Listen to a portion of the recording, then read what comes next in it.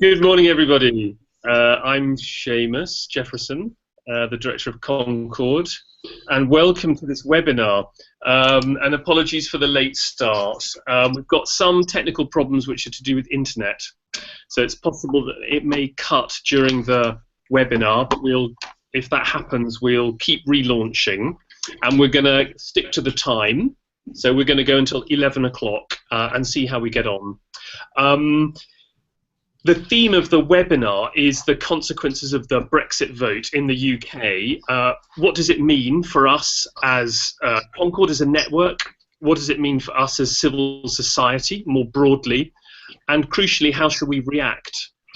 And we're going to have 4 speakers. Johannes Trimmel's the president of CONCORD, and he's going to start us off.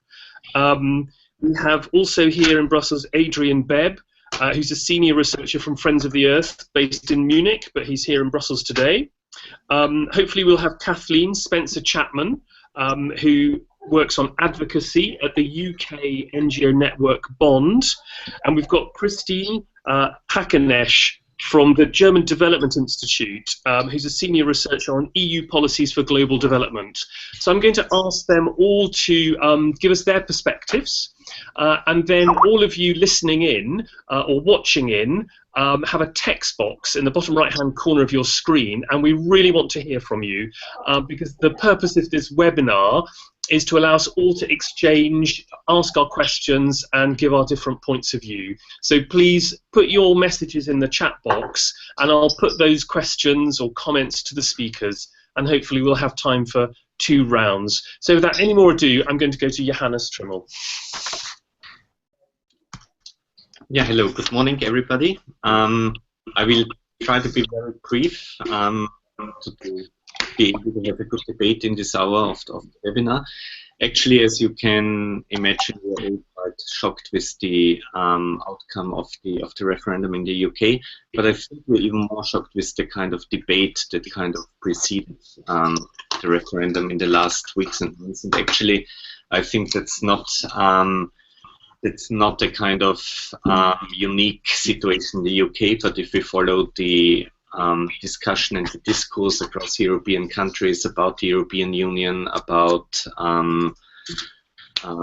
what we want to do with and where we want to go with this Europe, the debates are all, I think, very much driven by defensiveness, fear, by very, let's say, negative connotations rather than really having a positive narrative on what we want to achieve as European Union and what we want to achieve as European Union in a world that's kind of fighting successfully and effectively poverty, inequality and injustice.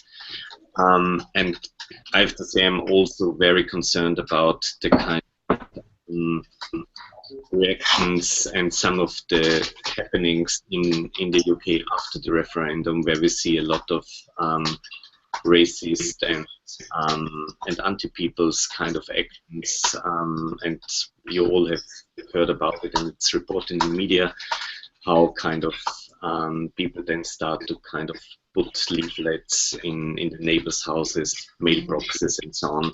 And that is actually what worries me most, because it means the moment people have a feeling that they now can do anything they want, it's really getting against, I would say, civilized interaction in society. And it may start with Polish neighbors in a small town, but it's definitely a general trend which will affect everybody in the long term.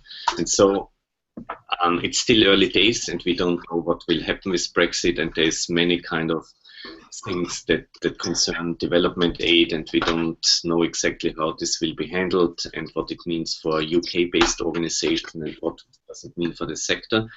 But I would really say, for me, the concern is a much more fundamental than just the development sector, because we cannot just try to preserve or protect some things in development if the whole society and the whole understanding and how we want to work and engage and how we want to build up our society is getting fragmented and getting into check. So for me, and for CONCORD, for me, that would mean that we need to go far beyond just trying to influence the negotiations and the discussions now about development, but really engage in broad civil society coalitions for a discourse that kind of challenges the current narrative and really tries to bring back a discussion about a value-based Europe, whoever is member of the European Union or not, the society that's kind of keen to really develop further human values and create an environment which is worth living and worth fighting for.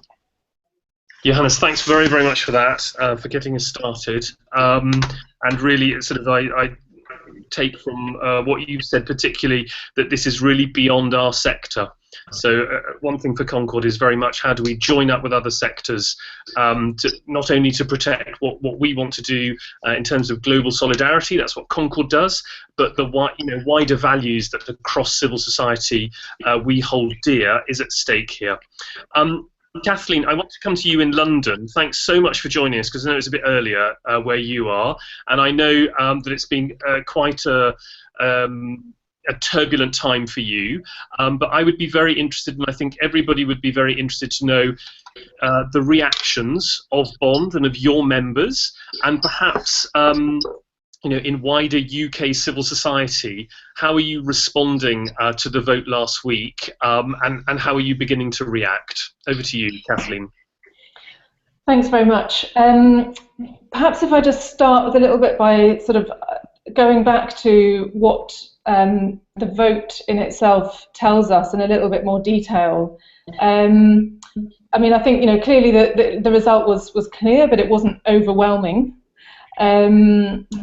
In terms of why people voted to leave, what surveys show so far is that the absolute single biggest reason that leave voters gave was around independence and sovereignty and this whole idea of taking back control. So that was really, really prominent in people's decision making. The second biggest was immigration, and the sense that by leaving the EU, the UK would regain control over its borders. The third reason, quite a bit lower down, but was a feeling of not having a choice about the future direction of the European Union, and sort of how its membership and power would expand in the future. So those are sort of the top three reasons given by Leave voters. And it's also interesting that among Remain voters, a majority felt that the decision on whether to remain or leave the European Union would have really momentous consequences, so it was really vital to get it right. But among Leave voters, the majority thought that it wouldn't make a huge amount of difference either way.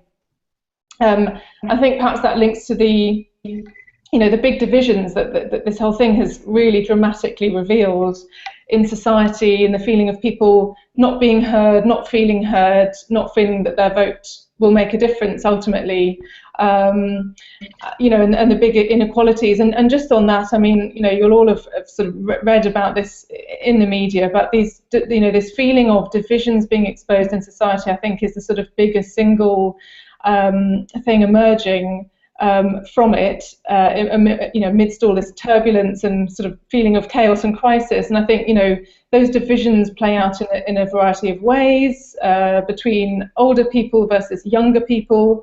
So 18 to 24-year-olds voted 73% to remain, although that was based on a very low turnout of that group. Only 36% of young people turned out to vote, despite the crucial importance of this vote.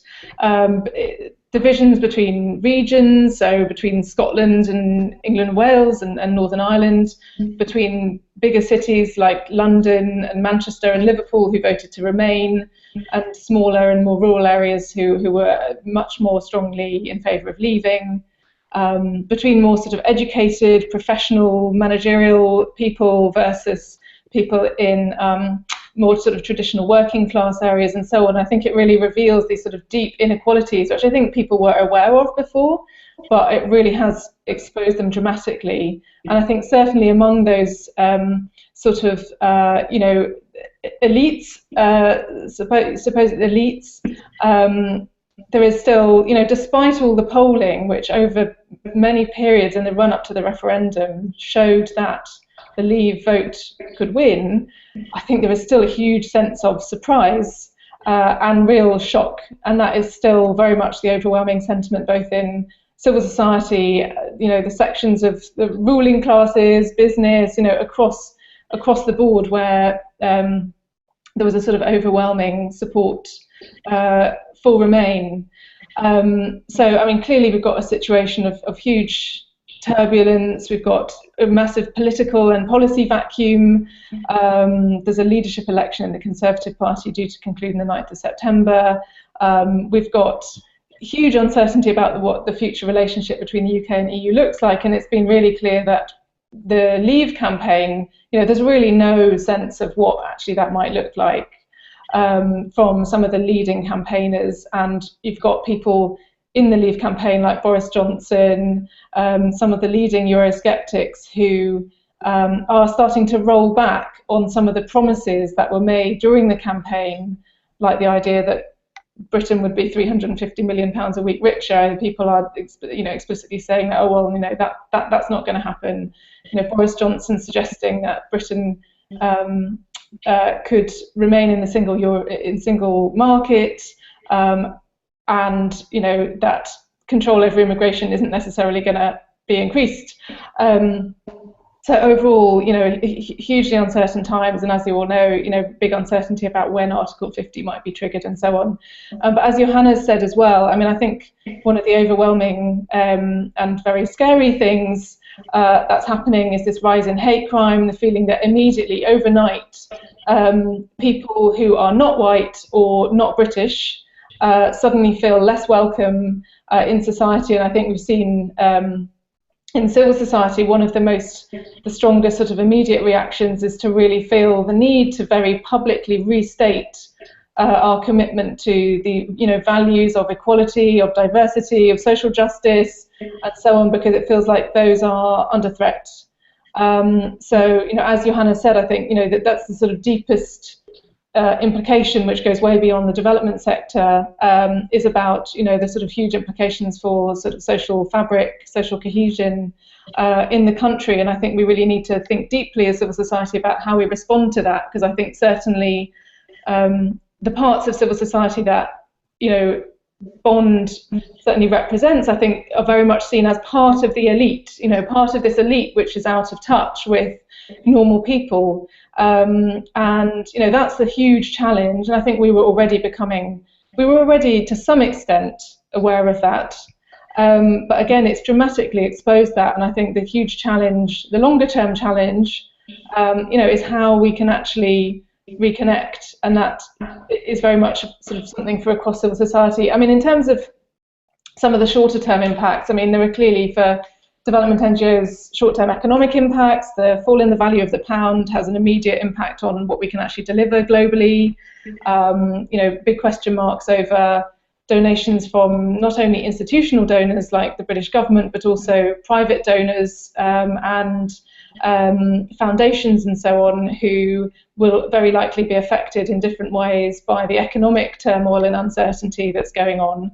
So, some very kind of worrying economic impacts. But then politically, I think the focus among our members in the shorter term is looking at the sort of political vacuum that's there, and looking at what we can do in the next few months to influence the sort of the future direction of a new government. So we want to work with people in the Conservative Party to make sure that the next leadership is internationalist, it's outward facing, it's committed to sort of working to tackle the global challenges, which we all know are so crucial, and working across borders. Now, what that looks like exactly with the European Union, we don't know, but we need that commitment.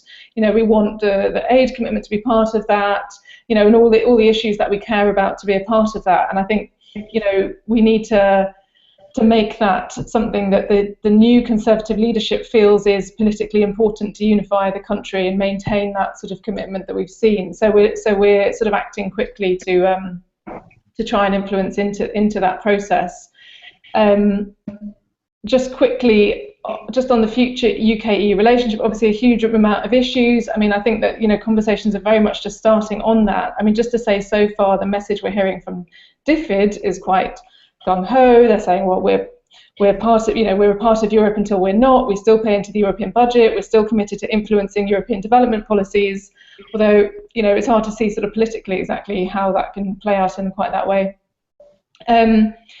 Just on the civil society space, it was very difficult for civil society to speak out on the issue in the run-up to the referendum, and there were attempts, you know, the Charity Commission, the regulatory body, specifically attempted to prevent charities from speaking out and make their opinion heard. And I think on top of closure of civil society space that we've seen here in the UK anyway over recent years, there's a serious risk that you know, our space to campaign and speak out will be further closed. So we're also looking at, you know, over the coming sort of months and so on, how we can really push back and make sure that we've still got the space to speak out. But I'll leave it there.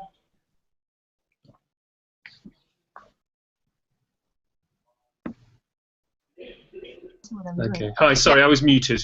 I was chattering away. Kathleen, thanks so much for that. Very concise, very clear.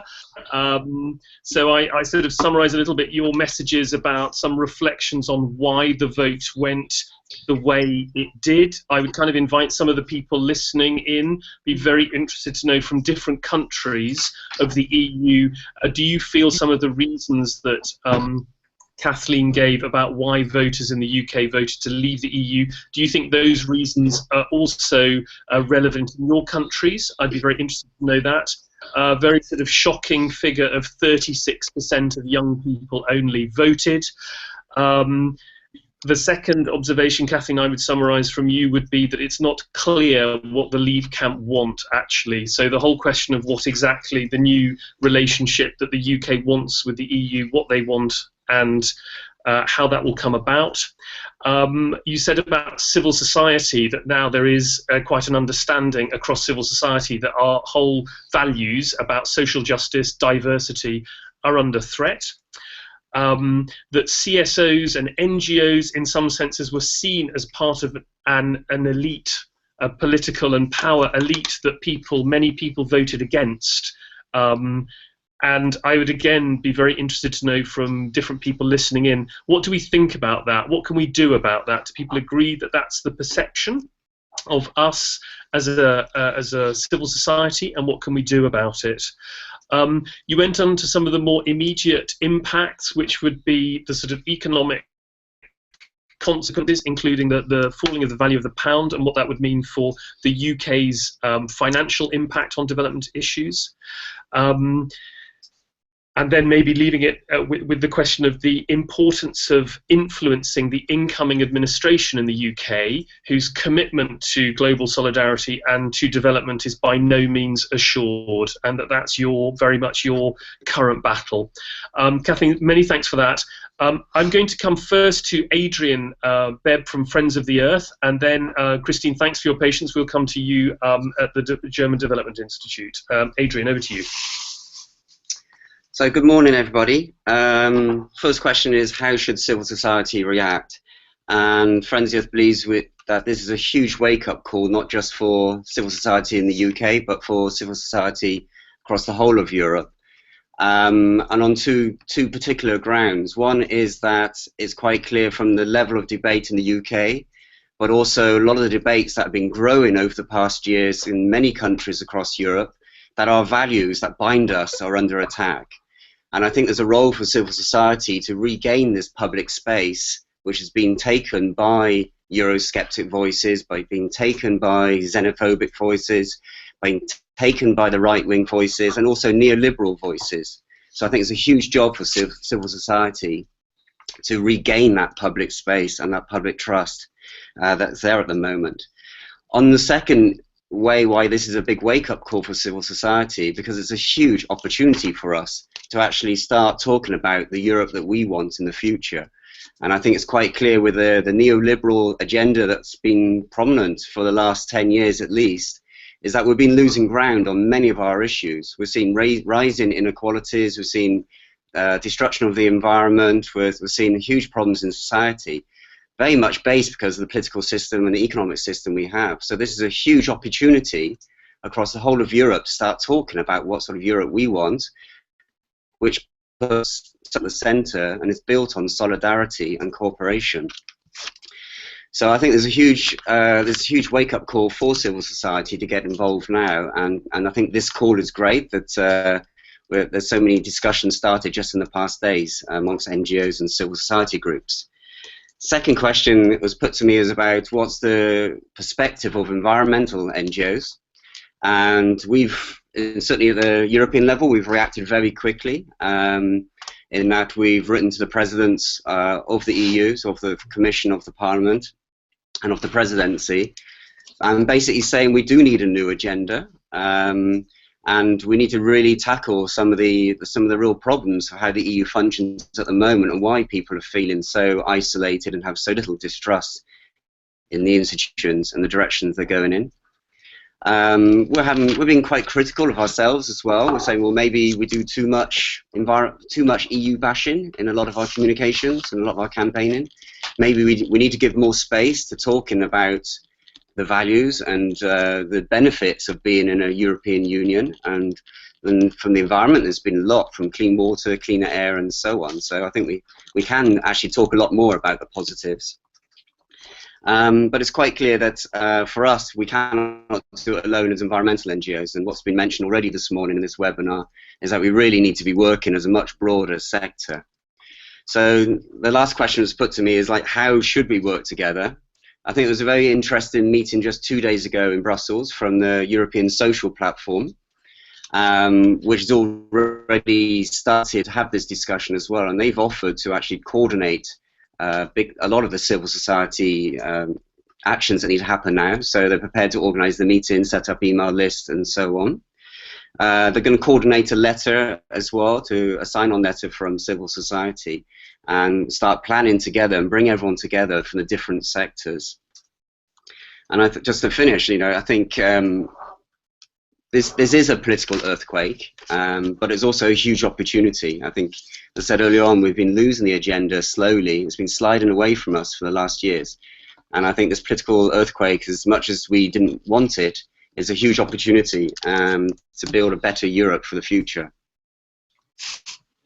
Thanks very much, Adrian. That's great. So again, just to highlight some of the things that you said, that one of the great issues of concern is the level of the debate and the tone of the debate. That's something also Johannes raised, and rising in xenophobia, and how dangerous that whole debate has been, but also that you highlight for us that it's an opportunity for us as well to challenge a lot of the things we think over the last few years have been going wrong, environmental threats, and less attention to social justice. You highlighted what we're doing here at Brussels level as civil society, trying to encourage or motivate for a sort of new, more progressive agenda from our leadership here in the EU, but also noting, a sort of note of self-criticism of us as civil society, that perhaps we have been doing too much EU bashing, and that we need to perhaps do more about highlighting the benefits in environment, in social policy, and elsewhere. You said we can't do this alone. We have to work in concert as civil society, and perhaps across a wider coalition, and then you note some of the action that's already begun here in Brussels. Thanks very much for that, for reminding us it's an earthquake. It could also be an opportunity. I think that's really important that we keep hold of that. Without any more delay, Christine, thanks so much for your patience at the German Development Institute. You're a researcher in EU policies for global development, and perhaps you now bring us back a little bit into some of the more specifics about how you see the impact of this vote and what it's meant to the EU, and how that's going to affect, or how you see that's going to affect EU development policy. Christine, over to you. Okay, first of all, many thanks for having me in this discussion. This is really interesting for me also to take part in this debate on what are the implications for civil society and how this is discussed within civil society. And So if the UK government really decides to trigger Article 50, maybe in September or later, I mean, there are many questions, but what is very clear is that the EU institutions and member states would lose a heavyweight in development, because I mean, the UK has been the second biggest bilateral donor, providing about 50 billion euros in aid annually. The UK has had a strategic influence in shaping European development policy over the last couple of years. The UK has been very supportive in bringing the aid effectiveness agenda to EU institutions and make this very prominent within EU development policy. The UK is the only larger EU donor that really has reached the 0.7 target, which is an important signal also to developing countries. The UK has been very supportive in terms of providing aid to governance, human rights, democracy reforms. It has brought gender issues to EU development policies. So it's clear that the implication, I mean, that the referendum is a very difficult moment for EU development policy. And I mean, I think what we can do today is more try to identify the relevant questions, then already have answers to these questions. I think what would, if the UK government really triggers Article 50 and decides to leave the EU, what will be important is to use this as try to use this as a window of opportunity, and to try to see where reform opportunities that could be seized because of these changes that are there. So in parallel, we have right now the discussions on the revision of the European Consensus on Development from 2005, and this discussion is very timely because it gives an opportunity in parallel to the Brexit debates to reflect on the vision of EU development policy for after 2020, possibly. And within this discussion, I think it will be very important to identify windows of reform where the departure of the UK could give EU institutions and member states opportunities to move on with providing better development cooperation and being better development actors. In addition to the revision of the European Consensus on Development, the EU Global Strategy on Foreign and Security Policy has just been published and welcomed by heads of governments during the European Council. There was, because of the Brexit, there was not that much of media attention on that, but a little bit. And now we will also need a discussion that within the global strategy, there's an important part also on EU development policy, and we would need a discussion on the implementation of the EU global strategy also, and I mean implications for development policy. And I mean, I think this discussion is very important to have also in parallel of the Brexit debates. What are next steps and key moments? I think we will have, I mean, the debate will be, there will be lots of issues that will need discussions, but basically there will be two parallel tracks of discussion probably. One debate on how to organize this transition period. So in case the UK would leave in 2018, there would still be time until 2020. The EU multi-annual financial framework will go on, the European Development Fund will go on. There is the question of how to manage this transition period, which of course also has important implications for civil society. And then in parallel, there will be the debate on how the future of European development policy after the departure of the UK should look like. And I think for civil society, it will be important to focus on both and to try to shape and do advocacy in both areas.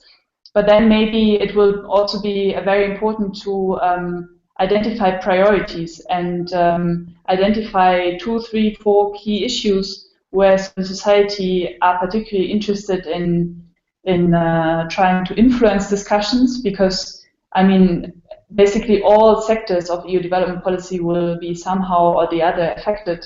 And I think it will be important to pool resources to a few key areas and try to influence a few key areas. And in my view, discussions on the European consensus should be one area where civil society should be particularly active and in bringing in views and trying to shape this discussion. And I leave it there, and I'm looking forward for questions. Great, thanks so much, Christine. That's great. So maybe just to summarise a little bit of what you said, that just to note that the UK is a very big bilateral donor and has also been quite a shaper of EU development policy in the 40 years it's been part of the EU. And issues like the aid effectiveness agenda has been something championed by the UK. So I think one effect may be a financial effect, but another one may be dossiers and issues in which the UK has pulled its weight and felt strongly about. And I think a little bit following on from that, you see also sort of opportunities there for the reform of the way EU does its sustainable development policy, and then noting two big processes coming down the tracks, one of them being the review of the European Consensus on Development, which I would also note is not only a sort of, it's an EU including member states document that sets out how the whole EU, including its member states, what they agree on and what is their consensus on what EU sustainable development policy should be. And the second issue you raise is the recently released global strategy from Mrs. Mogherini, the High Representative for Security and Foreign Policy, which came out yesterday. Obviously has been overshadowed by other events, but that would be an important process to engage with. And then I think you sort of invited us to look at the immediate term, the transition, and I would sort of characterise that as being the current budgetary cycle. And then beyond that is the future of development policy. So that's the more sort of longer term. And I think you very sensibly encouraged us in the civil society and in CONCORD to try to focus our efforts on the key processes, and you mentioned that the European consensus would be one of those, which would be very gratifying for my colleague Sabine, who convened the task force working on that yesterday. So we're very, very much on that. I just want to say that we've got around 40 to 45 people listening in, so that's really great. I hope you're hearing us loud and clear, and as I am really appreciating the inputs from our four speakers.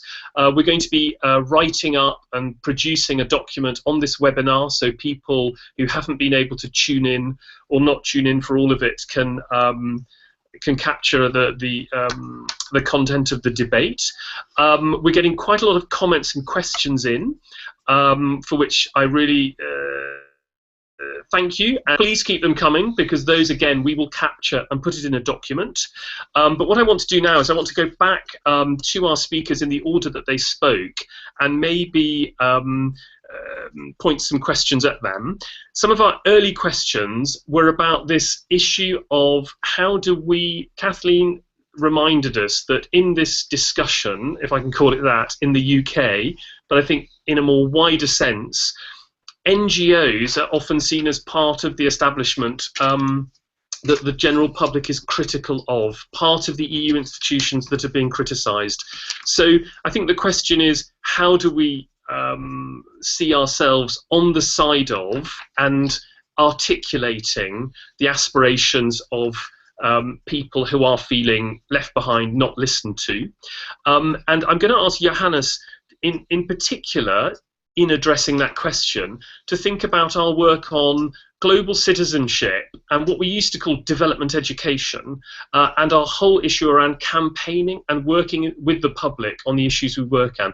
What can we do in that work stream to try to sort of challenge this perception of us as a part of an elite, out-of-touch sector? Thank you, Seamus. I think it's not a really easy question, but I will try to kind of look at it from different angles. So one thing definitely I think we also have to see is that in the last years, and that's not only in the UK but across Europe, we see a kind of media coverage that kind of presents NGOs also as part of the elite, which is out of touch and not really caring of people and only caring about themselves. And I think we haven't done enough to contradict that narrative. That's one point. On the other side, I would also say that does not mean that we have done everything right. Not at all.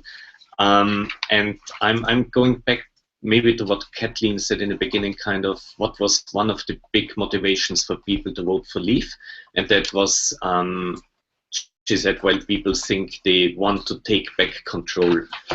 And that means that if we turn it to the other side, that people feel that they have lost control and that they have no say and that they are not asked and not are not part of the debate. And I think that's very much true for our political leaders, because we haven't had a positive discourse about what we want to achieve in Europe and what kind of Europe we want. That was launched by political leaders in the last 10 or 15 years. Yeah? So it's a huge disengagement of our leadership with the citizens, which I think needs to change, and I hope that's one of the learnings that European political leaders take from the referendum, because again, it's also not only about the UK. If I look back at the Austrian presidential elections, we have exactly the same kind of strata of reactions from the public. But I think as civil society, we also underestimated kind of how strong this kind of part of population gets and how angry they get. Yeah? And 5 or 8 years ago, when there were elections, you will say, yeah, the kind of right-wing, xenophobic, populist voters would be about 20%, maybe 25%, but that's not kind of the majority of the people and so on. And you would say, well, in areas where people kind of vote for the right wing, you usually have a very low participation in the elections. Yeah? Now, both the referendum in the UK and also the presidential elections in Austria showed that the right-wing candidates, or the kind of Leave voters, got the most votes, where there was a huge turnout and the highest participation in elections. So we definitely have a change here.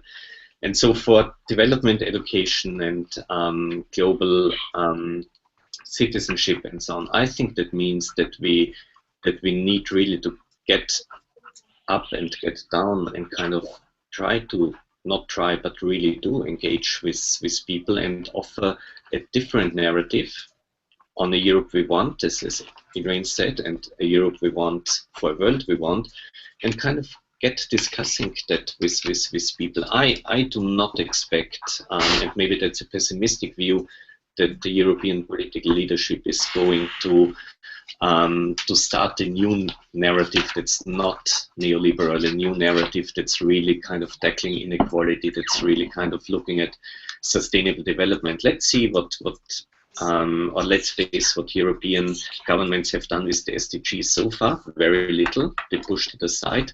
So I don't expect change from there. So if a change is to happen, and I think change needs to happen, then it's us in civil society that need to kind of get together and get a new narrative, develop it and get it out to people and discuss it with people and try to find a new consensus in the Europe we want, in the world we want.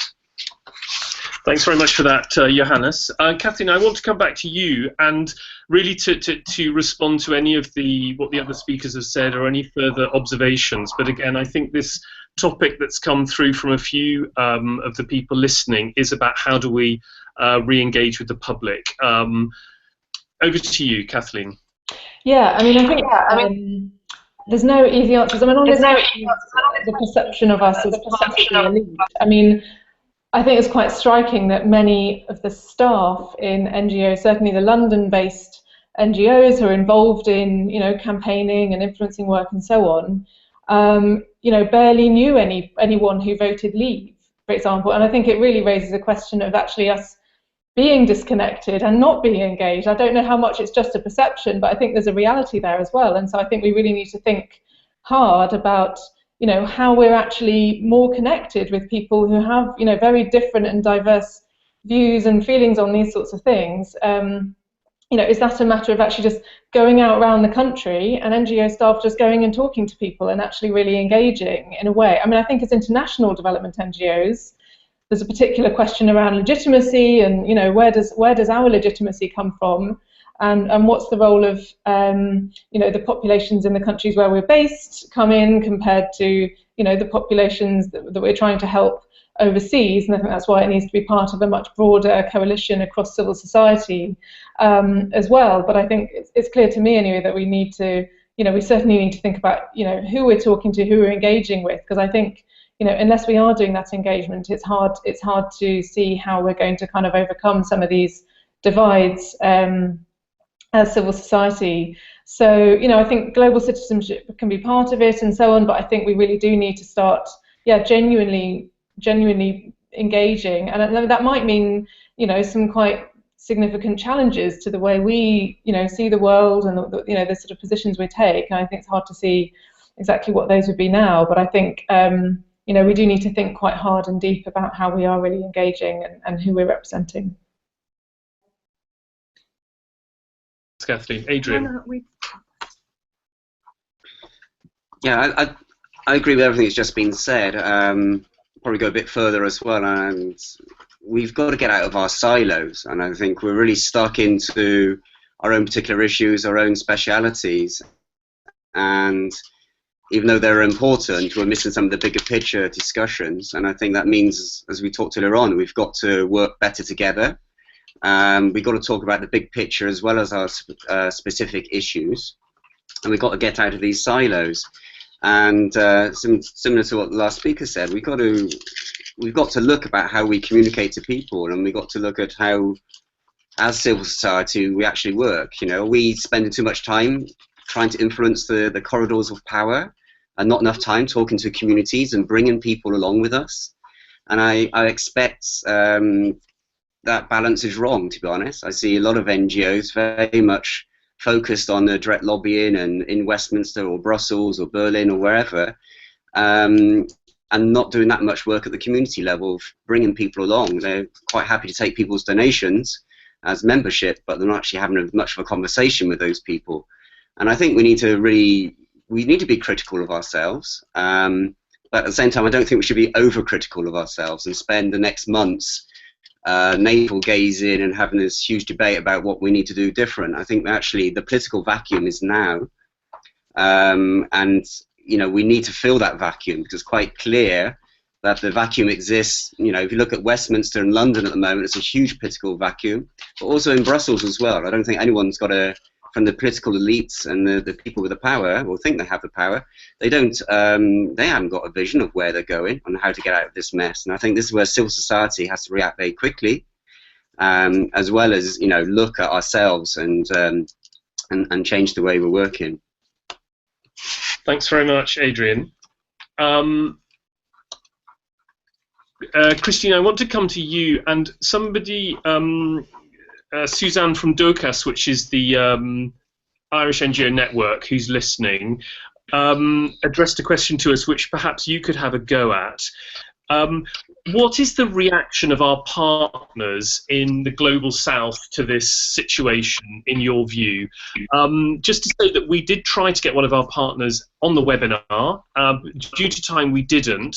So it's a question we're very conscious of. But I'd be interested to know how you see the reaction outside Europe to what's going on here. Christine. Yeah, thank you for that question. It's a very important question. I think it's still a little bit early to have a very good answer to that, because I think, partners are also still, trying to find out what exactly does that mean, that now maybe the UK is going to leave Europe. But I think that because UK has been very influential within the EU development policy, trying to make the EU a more effective development actor. I think that for partner countries receiving a lot of development assistance, I don't think that they see this as I would imagine that they don't see this as a very positive news. You have this is for development cooperation. Then you have implications, I mean, economic implications. If there's an economic crisis now, this has huge implications for developing countries as well. There was already somebody in South Africa saying that how this might affect growth in South Africa. You have the questions on, I mean, trade implications, where UK has a lot of trade with, I mean, a lot of the developing world, and the question is, will this negatively now affect trade structures when we think about that trade agreements would maybe have to be renegotiated, or at least there's a period of transition where it's not clear what's the status of trade agreements. I mean, there are huge implications for developing countries, and my impression, I mean, speaking before the referendum to, I mean, people in Africa or in China, I think that, I mean, also there, nobody really expected that this would happen. I mean, people were observing from the distance, but I think nobody's really very well prepared for what are the implications now. So there, I think it's very important to follow that very closely, how this is perceived within partner countries. Good. Thanks very much for that. I was muted again. Thanks very much for that, Christine. I think that's absolutely right. It's a topic that we, I think, with our partners need to now turn some of that focus to. We say that we're also here to represent, or not to represent, but to lobby on behalf of and to work on behalf of partners in partner countries and people that are marginalised. So we also need to get in touch with them and make sure that we're also we know what the impact of all that's going on here will have on them and act on that. I want to go back to Johannes now, Johannes Trimmel, who's the president of CONCORD, as you know, and just say, Johannes, maybe a word about what you think this means for the CONCORD and the CONCORD membership. The fact that the UK will leave the EU, what does that mean for CONCORD and our membership? Well, I think there's one message that I'm very clear about is kind of the UK leaving the European Union does not mean that we will stop, of course, re-engaging or engaging with Bond, the UK platform, and our colleagues from UK Society Engaged in Development Cooperation. I think it's more needed than ever to kind of link up with all progressive forces across civil society and really work for the Europe we want together.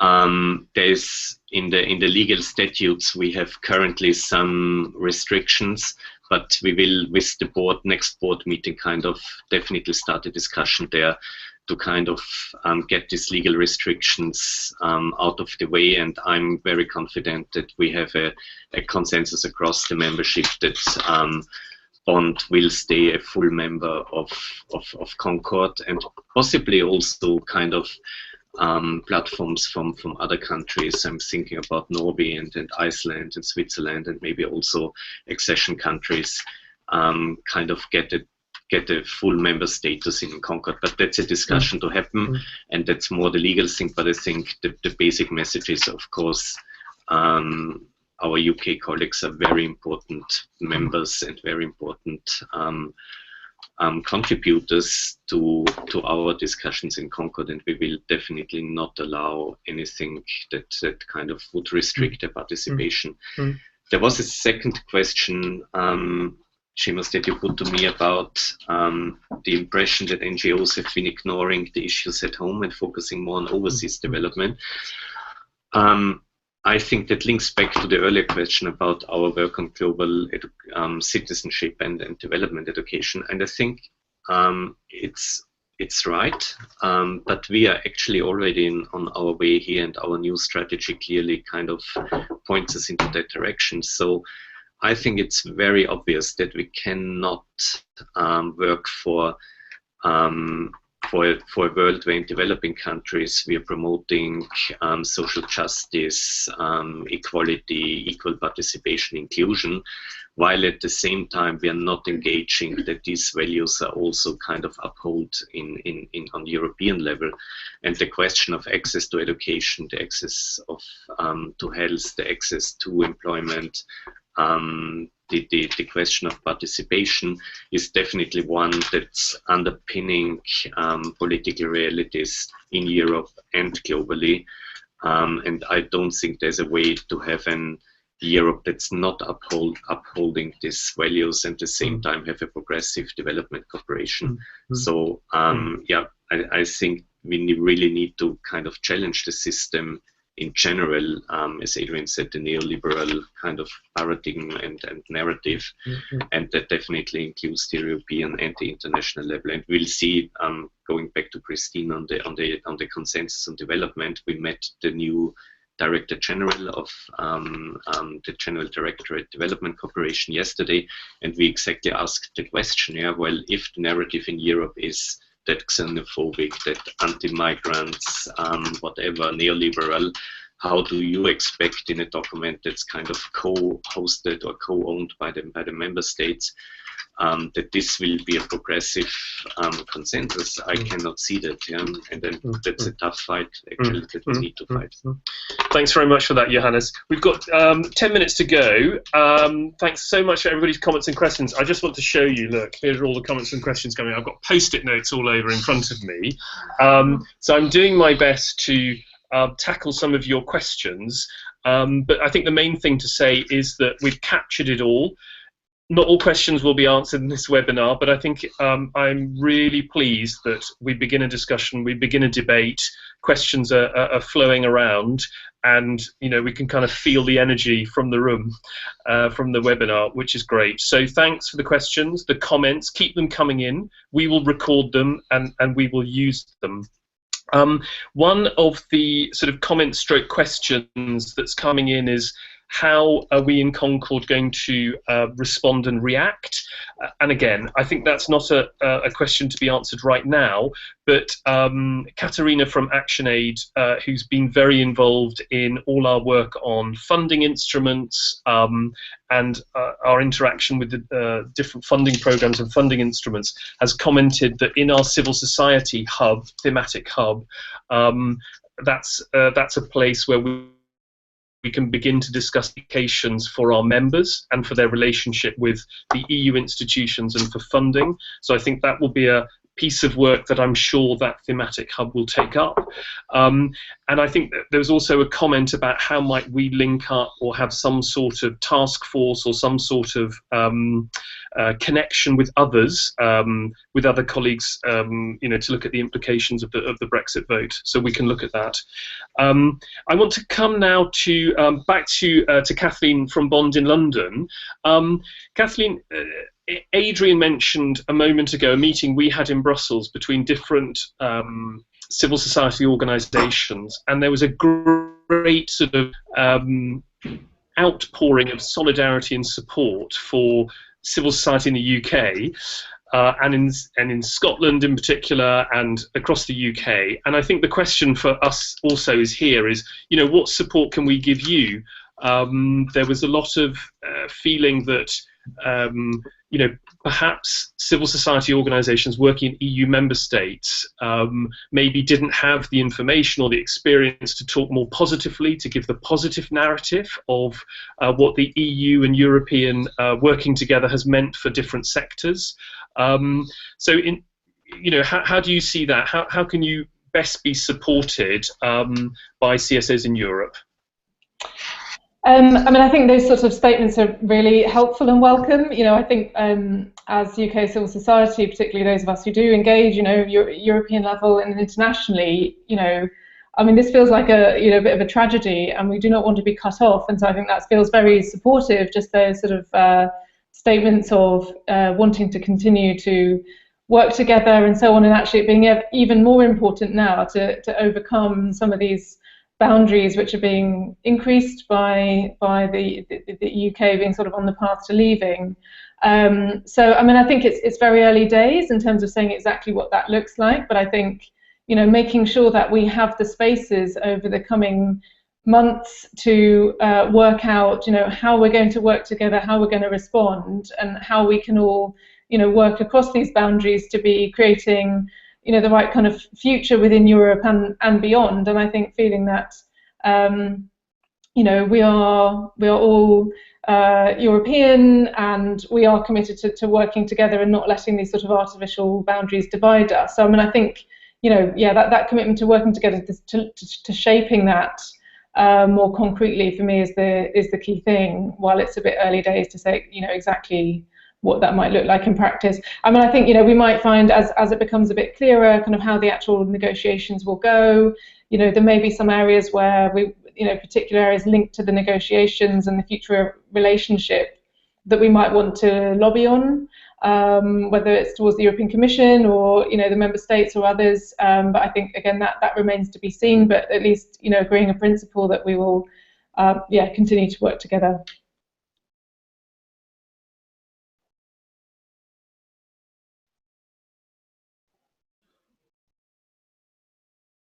Okay, we froze there, going for the mouse to unmute the microphone. So we're back. Kathleen, thanks so much for that. So I think, yeah, just to highlight, so to look for the spaces, how we can connect and support each other as civil society, you know, beyond boundaries. I think that's very much what you were saying there. And then as we get into the negotiations, there may be more specific specific areas of cooperation, and also, you know, that you noted how encouraging and supportive it was for you to hear from other bits of civil society. I want to go to Adrian now. What do you think, what do you see as the next steps for civil society more broadly across Europe to face this issue? I think quite clearly our first step is to get organised. And as I said earlier on, we've got to get out of our silos, and we've got to be talking to each other and working together. I think we've got to find a much clearer narrative which connects to the public, and very clear demands that the political system we have at the moment doesn't work and it needs to change. I think the big challenge we have is how we do that across the whole European Union or beyond the European Union. I think the UK NGOs are going to have their own work to do in protecting what they've got and being involved in negotiations at the UK level.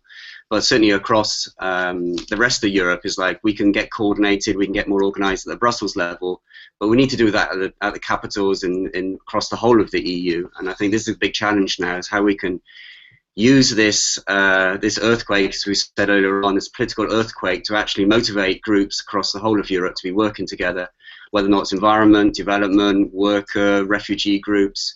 We need to come together and build a much bigger movement towards a better and a more sustainable future for Europe. Great, thanks very much for that. Christine, can I come to you to respond to some of the questions made, or perhaps some last comments from your point of view? Where do you see us going next? Okay, I mean, I would. I think this. I mean, what for me was very interesting in the discussion is this point of how to better link to societies within Europe, because of course, I mean, working on development policy. I mean, we are very much outlooking, interested into the developing world, but how to bring this back to the current discussions in Europe, to groups within Europe who felt left behind. And I think, I mean, the UK referendum has, of course, been, I mean, increases the need to have these discussions. But I mean, a little bit, I feel like the debate has already been there, or is important in any case because of the 2030 agenda as well. Because I mean, implementing the 2030 agenda really requires to think of. I mean, we can't work on inequality elsewhere if we have lots of inequality in Europe. So I think this discussion on how to better link to societies within Europe working on development policy has been there already with the 2030 agenda and other, I mean, other debates. But I mean, I think the referendum now makes crystal clear that there's a strong need for going into that direction. So in that sense, the discussion has been very interesting for me.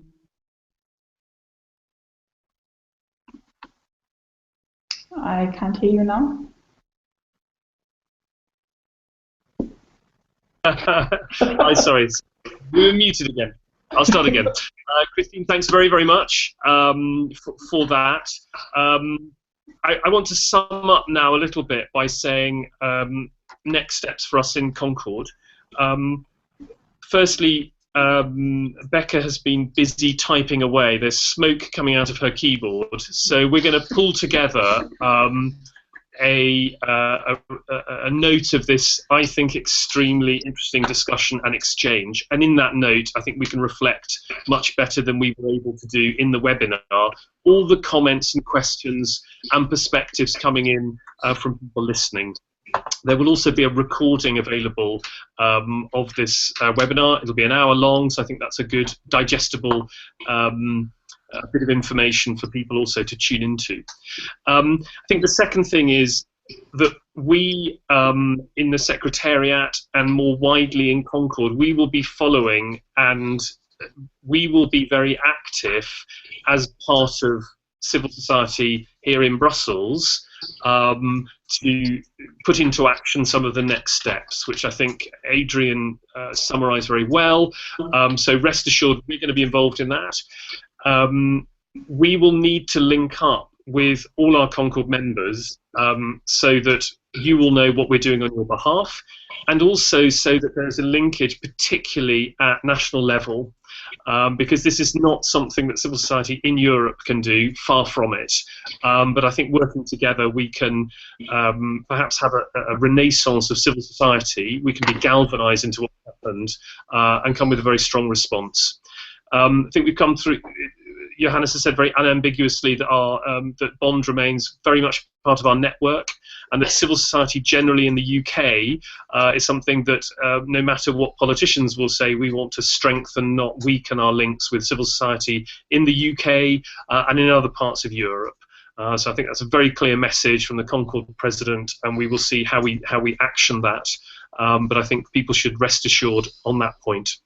And then, as I mentioned before, I think across the different CONCORD working structures, we now have a new strategy, which I think is not too, it remains still very valid. In fact, we talked a lot in that strategy about the need to engage citizens. I think that's never more relevant than now. So I think we have a framework in CONCORD to work on some of the challenges that lay before us. And we've spent the last few months working on the different structures and mechanisms about how we work. And I think in all those thematic hubs and committees, we can take on this work. I want to also highlight something that we didn't manage to do on this webinar, but I think we're all very aware of, and that is that we need to redouble our efforts to be in contact with our partners globally. We need to reconnect the causes and the issues we've been very passionate about globally with the issues that the public in Europe is very angry about. It is a common cause. These are common issues. We've been saying it for some time, and we now, I think, need to really ensure we're linking up with civil society, not only across Europe, but more globally, because I think some of the challenges that we're facing in Europe, others are facing as well, and I think that we have a lot in common now more than ever, really, with Southern colleagues. So we'll certainly be doing that in the days and weeks ahead. I want to thank all our speakers. Thanks, Johannes and Adrian, for being with us at very short notice and for giving us very clear messages. Thanks so much, Kathleen, for being there early in the morning in London. And I know it's been a very, very tough week for you guys. I hope you feel the solidarity from us all. It's been very, very important to have you with us and to have your perspective. and of course we keep in close touch with you. Christine, as you said, there's lots more work we need to do together, so it's been great to have you from the German Development Institute. I think we have allies, of course, in civil society, but we have think tanks, we have political parties, we have trade unions, we have a lot of people that we need to reach out to and be working with. I want to give a very big thanks to the CONCORD team here, who have fought the technical problems, have gone from plan A to plan B to plan C, and we've managed to have a really good 1-hour webinar. So really well done to them.